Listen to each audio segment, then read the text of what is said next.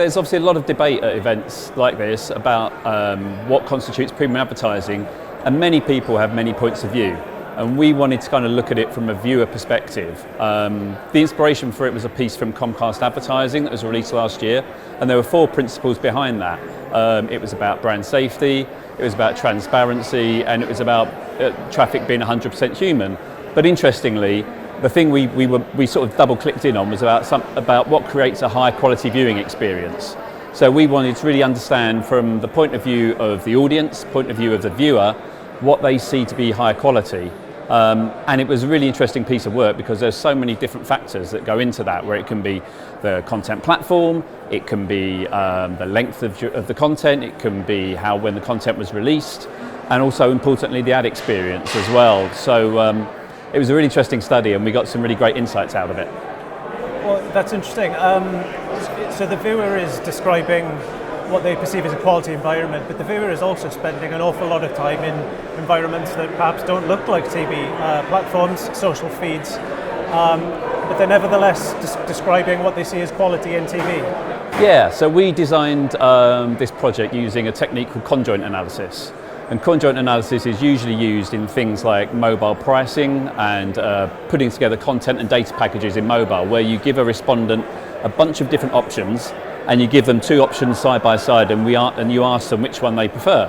So we thought we'd try the same technique with this particular piece of research because there are so many different elements into it in terms of, as I say, platform, advertising experience, content, and kind of really you have to isolate each of those out separately to be able to kind of understand the different composite elements of a high quality viewing experience and what that means. So ultimately what that meant was we gave respondents 8 different scenarios, but from those 8 different scenarios with 8,000 respondents, we ended up with 4,320 different content combinations that you can go into and play. We had some clever folks who built a simulator so we can go in and create all those different situations and understand which options people were most likely to see to be high quality and premium. And are ad buyers aligned with the viewers on the definition of premium? Yes and no. We've just done some research in the UK with sort of AV buyers and planners, and certainly when you think about the idea of premium video, there's quite a bit of uncertainty in the market from their side. There's some concerns that they have about the quality of the whole premium ecosystem and the amount of inventory that is truly premium content, but then also about the safety and transparency around it as well, in terms of if you are going down maybe a programmatic or not a direct buying route, the data you're sometimes getting back is maybe not all it seems, and people are concerned about the 2 tiers of quality where you can get high quality BVOD or SVOD content, but then the broader church of premium content can sometimes fall a little bit short of that. We often hear publishers describe their inventory as premium. Has it become an overused term? I think it has to a degree. There's a very close correlation in terms of premium content now and what Barb brought out as being the fit for TV definition, which pretty much includes anything that's available to be broadcast on television. Again, from the research that we found, we also saw that respondents and viewers also thought that broadcast quality user-generated content that may sit on a content aggregator also has a feeling of premiumness about it. But I think for the TV industry and for us as broadcasters, there's almost a tier above that we should be thinking about in terms of ultra premium. So TV has the unique ability to deliver huge audiences at scale, audiences quickly so advertisers can build that reach curve super fast, but also it's in really powerful engaging content.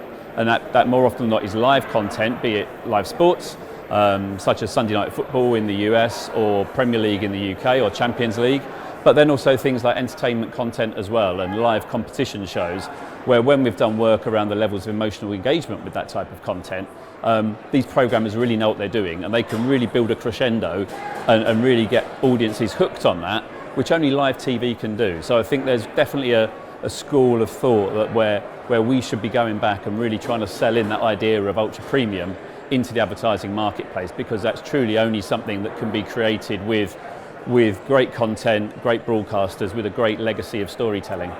The other word that goes alongside premium often is quality. What is the attraction of a quality viewing experience?